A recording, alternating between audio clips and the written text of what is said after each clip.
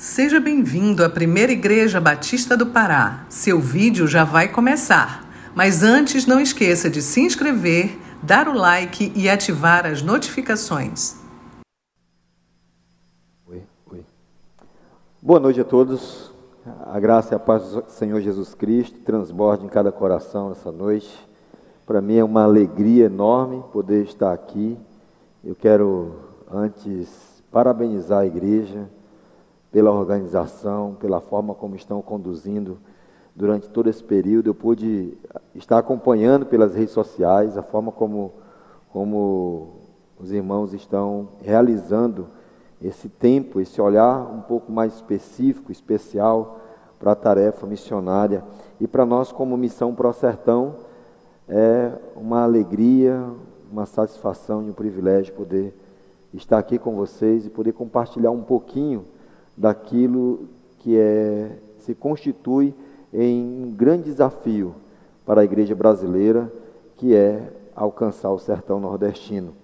Hoje, um dos segmentos menos alcançados do Brasil e que, de fato, é um grande desafio para todos nós, quanto igreja. Então, quero parabenizar a igreja e dizer da alegria, do privilégio de estar aqui com os irmãos.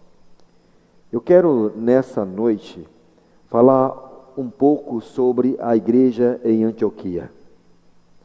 E aqui, usando como tema e trabalhar de forma que nós possamos redescobrir no modelo missionário de Antioquia a capacidade, a capacitação na evangelização do mundo. Antes de entrar no texto de Atos, vale voltar um pouco para a história bíblica para percebermos a forma ou a maneira com que Jesus ele constrói ou ele inicia a sua igreja. Jesus chama homens simples, pescadores, fazedores de redes, cobradores de impostos. Jesus inicia uma caminhada com esses homens, e mesmo tendo caminhado com estes homens, ensinando, mostrando tudo aquilo que ele fazia, no momento em que mais eles deveriam confiar e pôr a esperança em Jesus, esses discípulos fugiram. Tornaram-se incrédulos quanto à ressurreição, mas em seguida Jesus os confronta e aparece diante deles e dá a eles uma nobre missão. O coração desses discípulos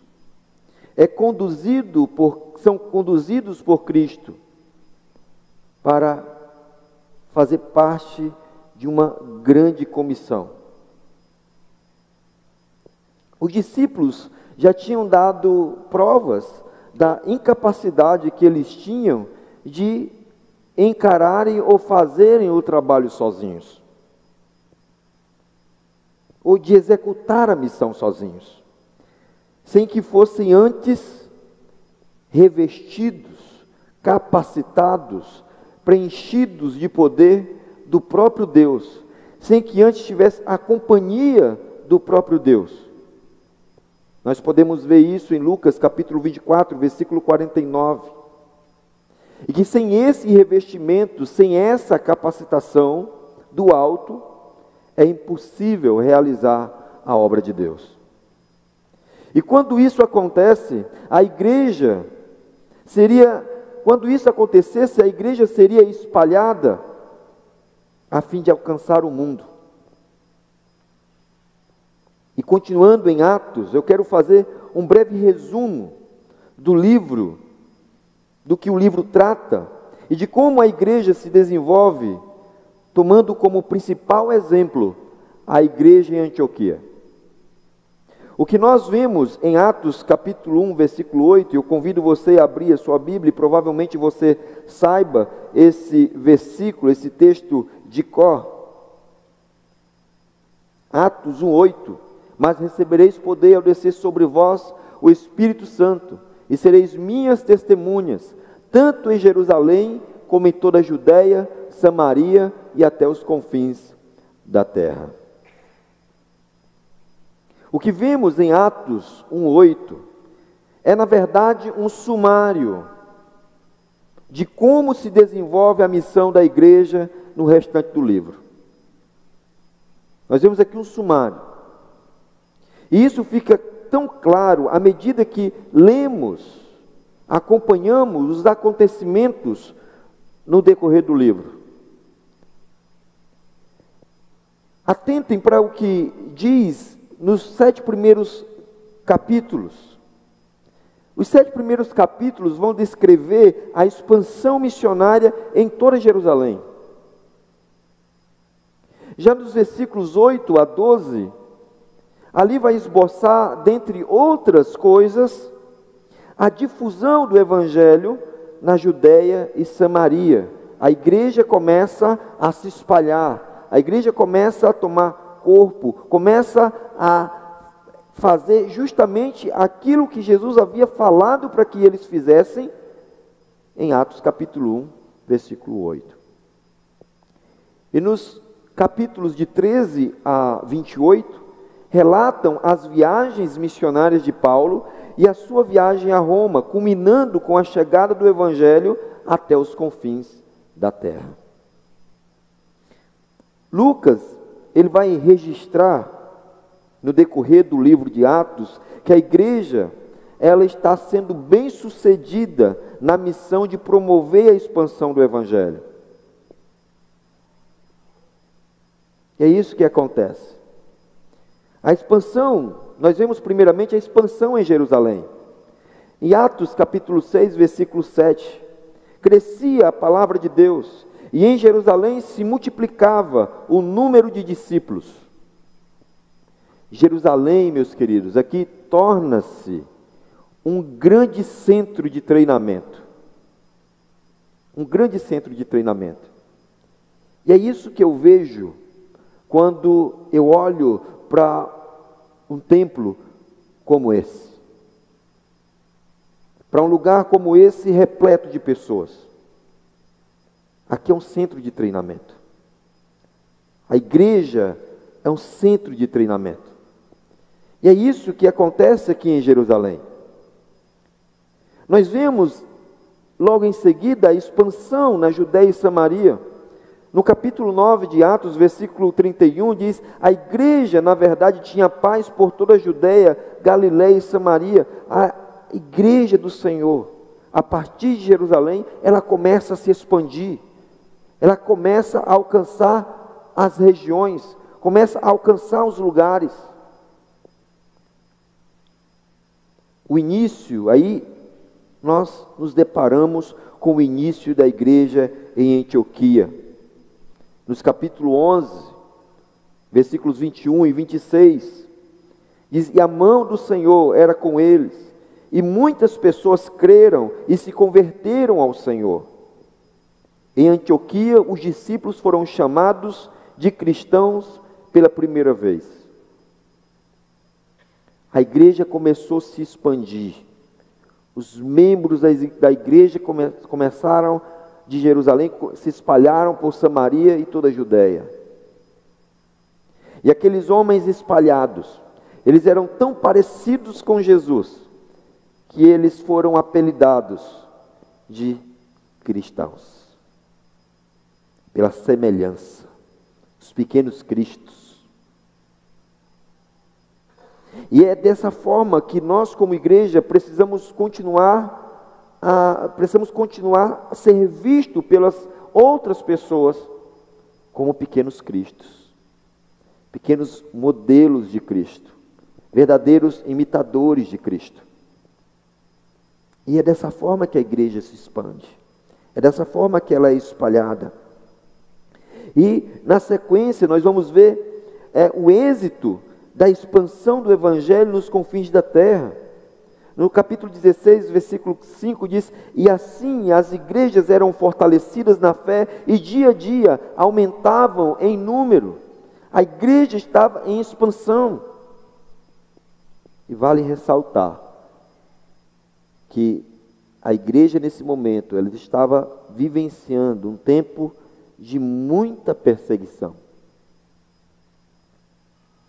Mas nós vamos ver também o avanço da expansão do Evangelho nos confins da terra, quando nós olhamos em Atos capítulo 19, no versículo 20, que diz: assim a palavra do Senhor crescia e prevalecia poderosamente.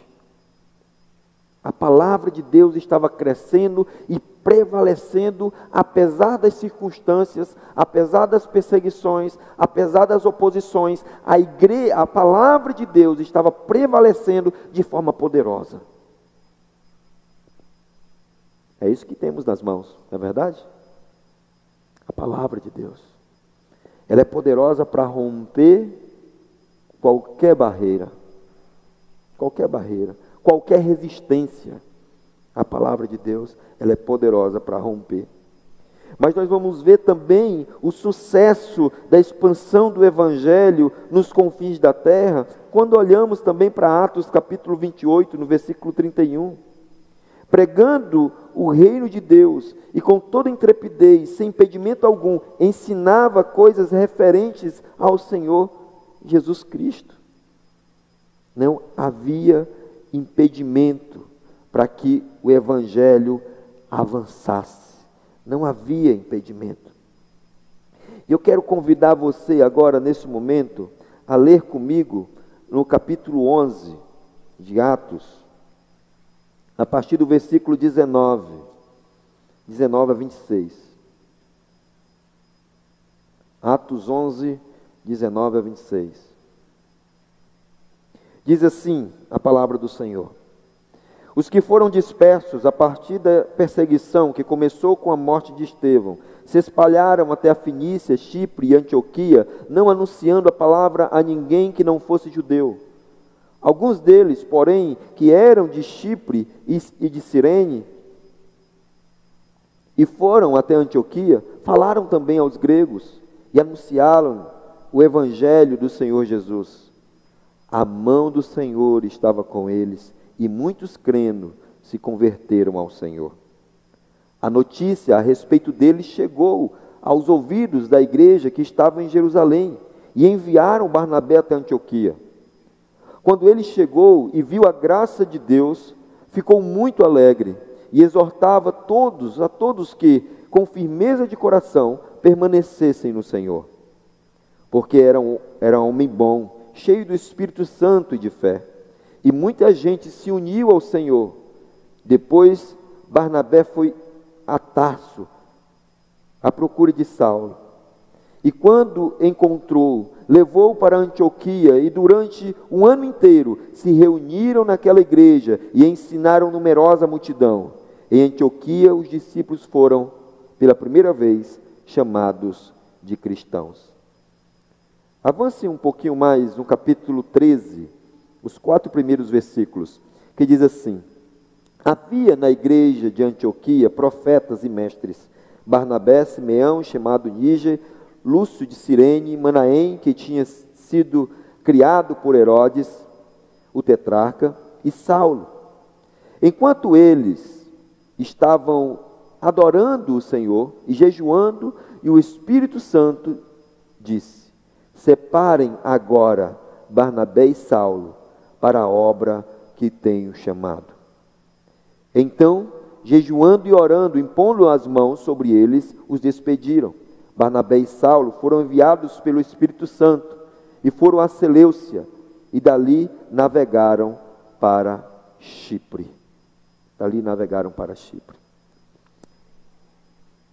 A primeira coisa que quero trabalhar com os irmãos aqui nessa noite é que podemos observar que os movimentos, entre aspas, aqui os movimentos do Espírito Santo, no alcance dos não alcançados, de Jerusalém a Antioquia. A primeira coisa que nós percebemos aqui é o movimento, é o mover do Espírito Santo no alcance dos não alcançados, de Jerusalém a Antioquia. O Pentecoste, queridos, teve um apelo multicultural. Gente dos mais diversos lugares puderam ouvir sobre as grandezas de Deus na sua própria língua. Quando nós olhamos ali em Atos capítulo 2, versículos de 8 a 11, nós vamos ver que o Espírito Santo dá o entendimento às pessoas. Pedro, ele em uma mensagem na sua própria língua, e muitos ouviram na sua língua materna.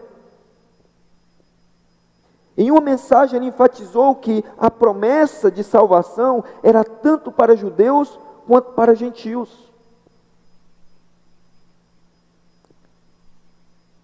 E eles compreenderam, eles entenderam a mensagem. A igreja deve ir aos não alcançados. E essa palavra, quando ela é semeada, quando ela é anunciada, o Espírito Santo, ele abre o entendimento, e foi isso de forma clara. O milagre do Pentecoste foi abrir o entendimento das pessoas a partir do momento em que a igreja se colocou como propagadora da palavra. A igreja deve ir aos não alcançados. Há diversos segmentos e povos que esperam a chegada da igreja. Eu sempre costumo dizer que nós não fomos chamados simplesmente para ocupar espaços dentro do templo, mas nós precisamos ir, nós precisamos nos movimentar. A igreja precisa reagir ao chamado do Evangelho. Nós precisamos reagir. Eu comparo, muitas vezes, a igreja ela não pode ser como alguém que tem uma piscina em casa e não utiliza. Já pensou, sabe o que acontece quando você tem uma piscina em casa? Você constrói uma piscina na sua casa e você não utiliza, não liga para ela, deixa ela lá. Aqui eu tenho certeza que chove muito mais do que lá para o Piauí, né? Sem dúvida nenhuma. Mas uma piscina que não é utilizada, ela só vai servir para dar dor de cabeça. Mosquito da dengue, chikungunya, essas coisas, né? Igreja parada é do mesmo jeito. Igreja parada, ela vai dar dor de cabeça, né? Vai dar problema. Mas a partir do momento em que nós reagimos ao Evangelho, olhamos para aonde devemos ir, aonde podemos chegar, a igreja toda unida com um propósito, aí sim, a água em movimento não dá mosquito da dengue, não dá problema, ela é utilizada. O Espírito Santo convergiu na perseguição que resultou no martírio de Estevão, numa grande estratégia de alcance dos não alcançados. Atos capítulo 8, versículos 1 a 5, nós vamos ver ali quando a igreja começa a sofrer a perseguição e ela começa a se espalhar. Quanto mais a perseguição apertava, mais a igreja avançava. Vejam só que interessante, quanto mais a igreja estava sofrendo com a perseguição, mais ela avançava, mais ela expandia. O Espírito Santo, o mover do Senhor, estava com aquela igreja, e a igreja do Senhor estava avançando. Quando olhamos para Atos 8, 26 a 40, nós vemos que o Espírito Santo enviou Filipe para pregar a um eunuco etíope que estava lá esperando a mensagem chegar. E aí nós vemos o Espírito Santo fazendo esses movimentos na expansão do reino. Ele tira Filipe de um lugar com muita gente e leva ele para um lugar onde tinha uma pessoa, um etíope. Alguém fora da linhagem judaica.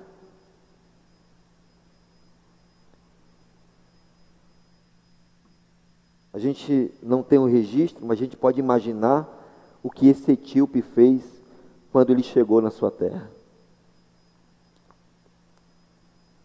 Saulo de Tarso é alcançado no caminho de Damasco. Ele recebe um chamado para pregar aos gentios. Quando nós olhamos para Saulo, para Paulo,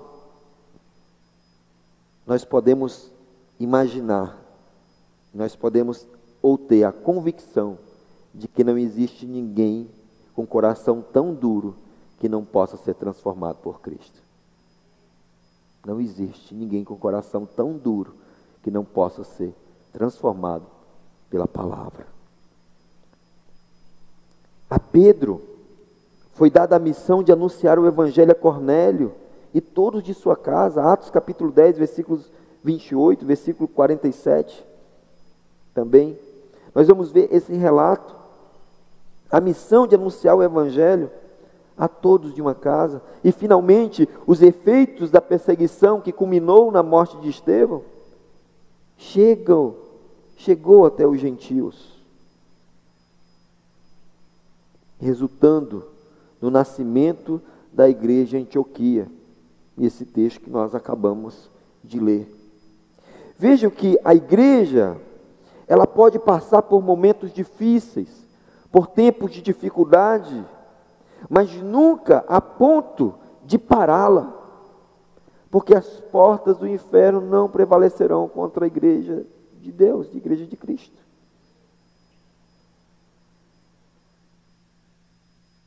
As portas do inferno não são impedimento. Ela continuará expandindo, pois é o Senhor quem a dirige. Ele é o dono da igreja. É o Senhor quem dirige a igreja dele. É por isso que a igreja não vai parar de crescer.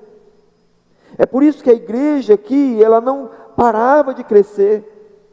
Porque era o Espírito Santo que estava conduzindo. E a igreja que é conduzida pelo Espírito Santo, ela não para de crescer. O Espírito Santo separou e enviou Barnabé e Saulo, a fim de alcançar os gentios, por meio da pregação do Evangelho. O texto que nós lemos, Atos capítulo 13, versículos 1 e 4.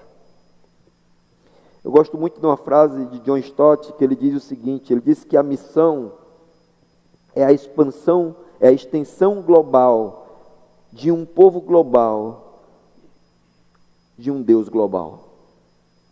Um Deus que se preocupa com todos os povos.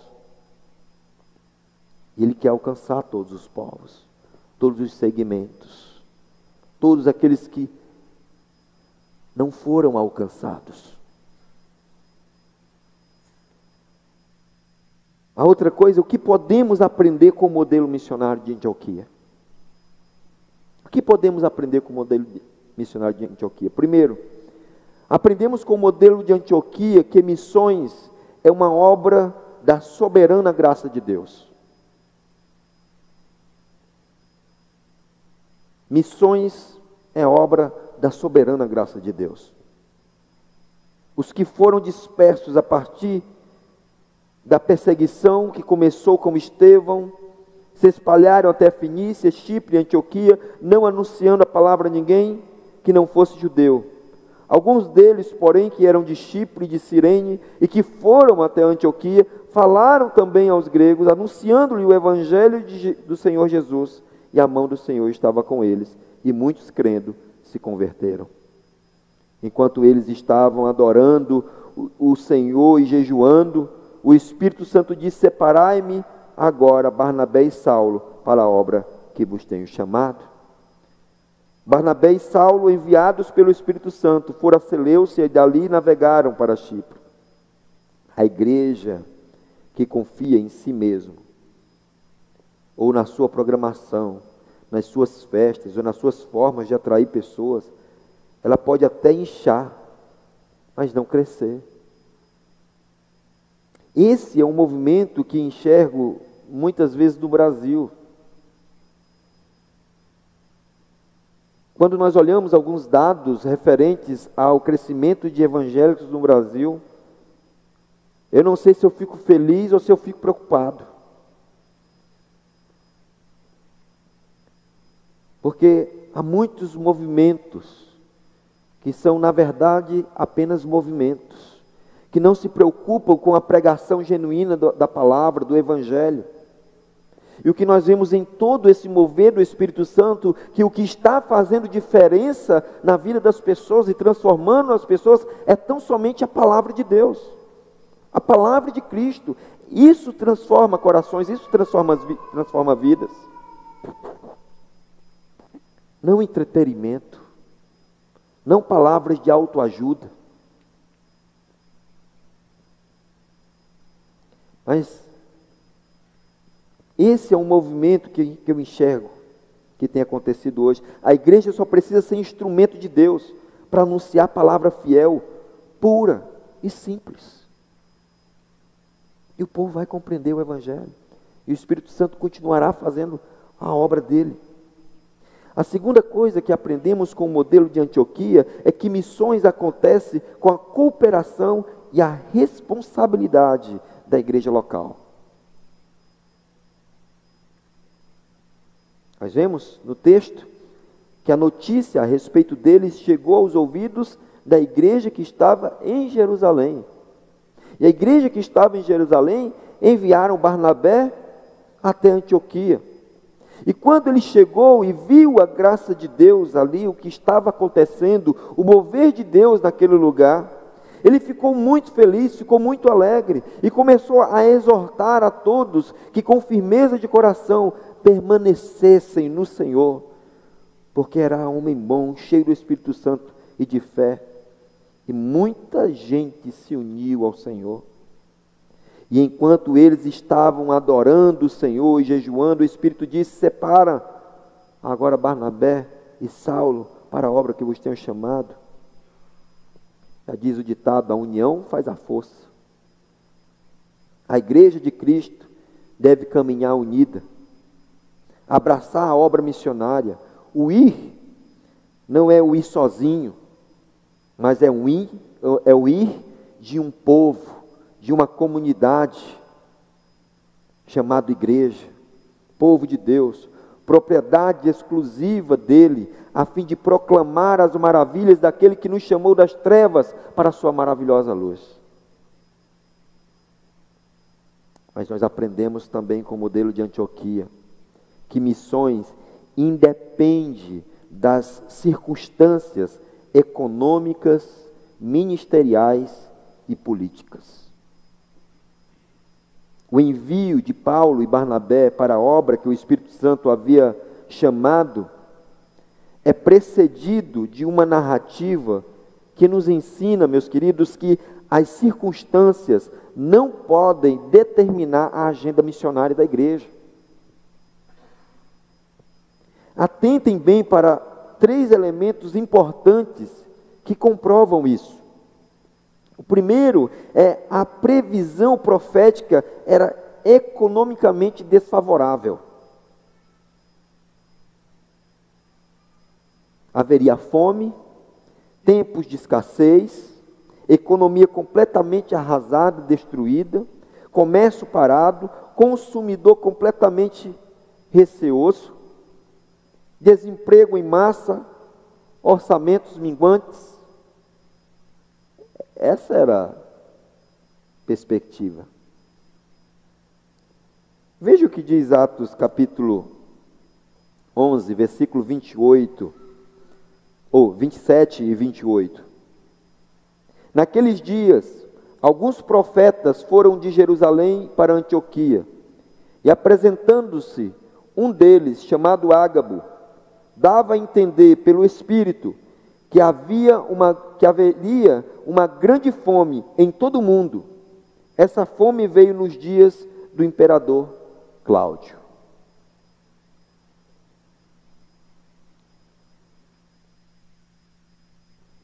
O segundo elemento era a realidade ministerial. Era um desafio para qualquer vocacionado. Herodes acabara de assassinar Tiago, decapitando sua cabeça, e um dos principais pastores da igreja. Atos capítulo 12, versículo 2, mandou matar a espada Tiago, irmão de João. uma das coisas que muitas vezes se torna um impedimento ou uma desculpa para que a igreja não envie missionários, para que a igreja não realize a obra missionária, é falta de recursos. Falta de recursos. Mas eu digo uma coisa para vocês: recurso nunca foi problema para a igreja do Senhor. Nós precisamos ir. E os recursos o Senhor manda. Não é Ele que é dono de todas as coisas? Ele manda os recursos. Ele sustenta, porque a obra é dele. A obra é dele. Agora, claro, você somos instrumentos das mãos de Deus para isso. Nós somos instrumentos das mãos do Senhor para isso. E esse segundo desafio era tempo de perseguição. Talvez muitas igrejas nós não vamos enviar um missionário agora porque é muito perigoso. A terceira motivo também que se constitui em algo desfavorável era que o contexto político era de insegurança. Era de insegurança. Havia uma hostilidade contra a fé cristã,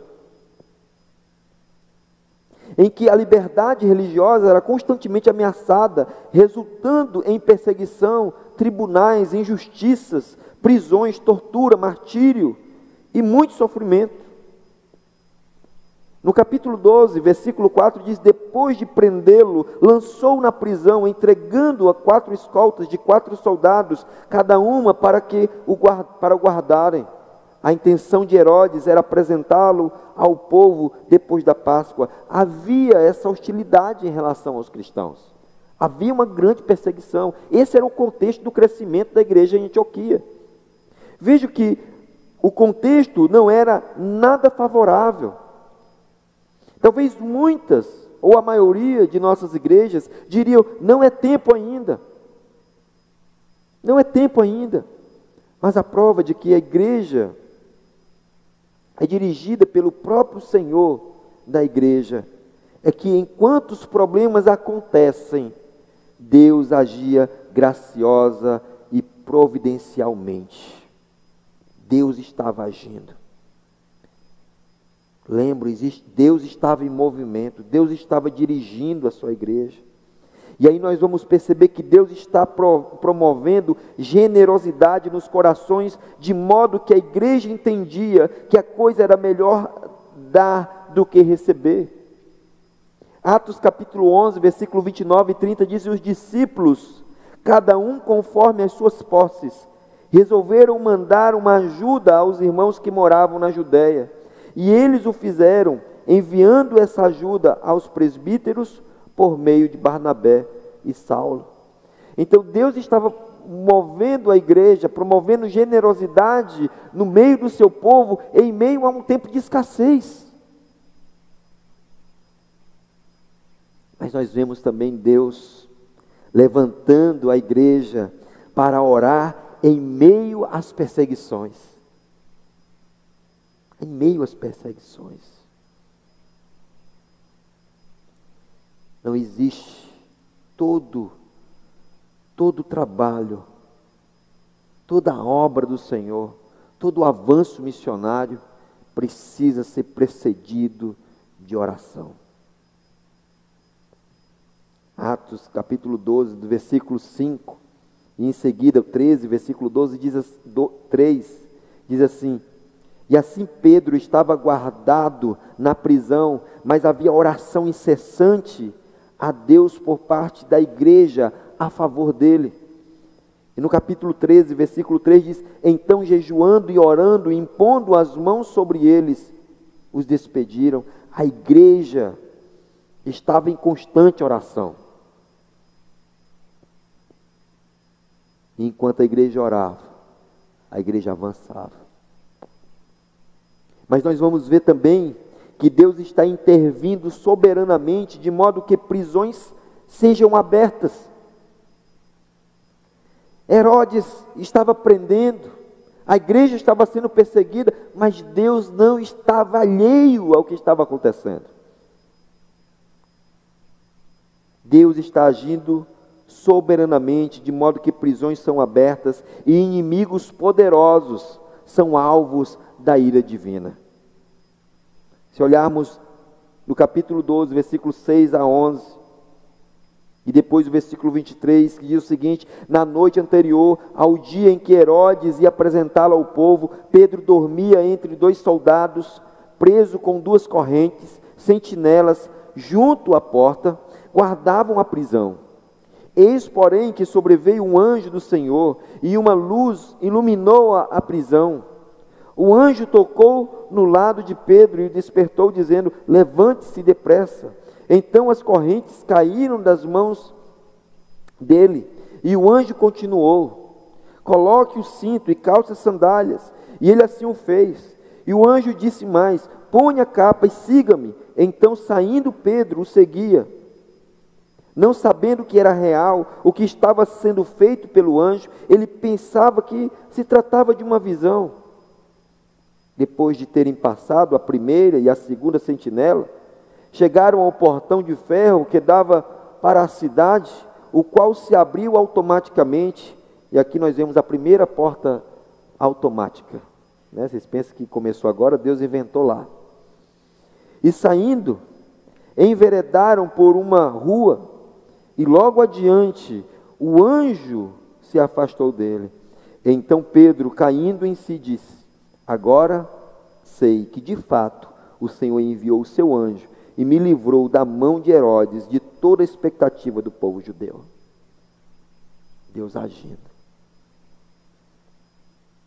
No texto em seguida, no mesmo instante, o anjo do Senhor feriu Herodes, por ele não haver dado glória a Deus, e foi comido por vermes e morreu. Deus está agindo. Deus nunca está parado. E o mais importante é que em meio a todos os desafios, nós olhamos para o versículo 24, e o que nós vamos ver é que a palavra de Deus crescia e se multiplicava. Entretanto, a palavra de Deus crescia e se multiplicava. A igreja, meus queridos irmãos, não pode pautar a sua agenda pelas circunstâncias. Pois afinal, o Deus da igreja é o Deus cujo governo não está sujeito às circunstâncias econômicas, políticas ou religiosas. Não está sujeito. Portanto, à luz dos capítulos 11 e 12 de Atos, Lucas parece nos ensinar que quando o Espírito Santo está no centro, o que menos importa são as circunstâncias. É por isso que a igreja precisa continuar avançando, porque é o Senhor quem está dirigindo, é o Senhor que está no controle, é o Senhor que está direcionando. E é assim que tem que ser.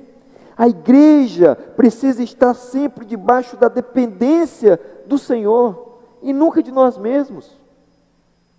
Então, independente das circunstâncias, independente das dificuldades que eu ou você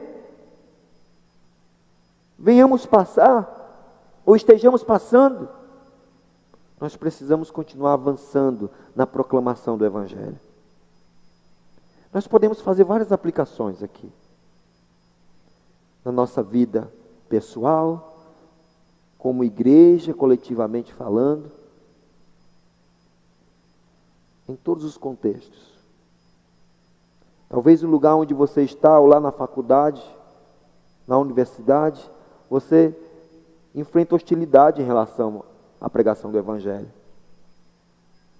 Mas entenda, o Espírito Santo, Deus, continua no controle. Avance na proclamação. No trabalho você enfrenta hostilidade porque você é servo do Senhor Jesus. Continue anunciando, mesmo diante das hostilidades. A igreja pode passar a ter alguma dificuldade de alcançar um propósito missionário, mas ela precisa continuar avançando, porque é Deus quem está dirigindo. Entendam que é o Senhor quem dirige a sua igreja. Nós vemos aqui todos os motivos, humanamente falando, para que a igreja em Antioquia não prosperasse. Mas o que aconteceu foi totalmente ao contrário. Porque aqueles que anunciaram o Evangelho, que estavam anunciando as verdades do Evangelho, estavam debaixo da dependência do Senhor. Era o Espírito Santo que estava dirigindo. Diante de tudo isso, não resta dúvida de que quando obedecemos ao chamado de Deus, a ordem de ir, o Espírito Santo irá nos capacitar a fazer a obra missionária.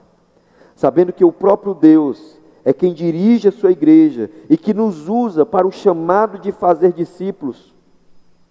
E qual será a nossa desculpa? O que faremos diante de um exemplo tão claro de que não podemos ficar parados diante dessa grande seara? Devemos ser obedientes ao chamado de ir. E esse chamado é para todos nós. O chamado é para todos nós. Assim como o Senhor nos ordenou e nos deu o exemplo, nós precisamos continuar avançando na obra que Ele entregou em nossas mãos.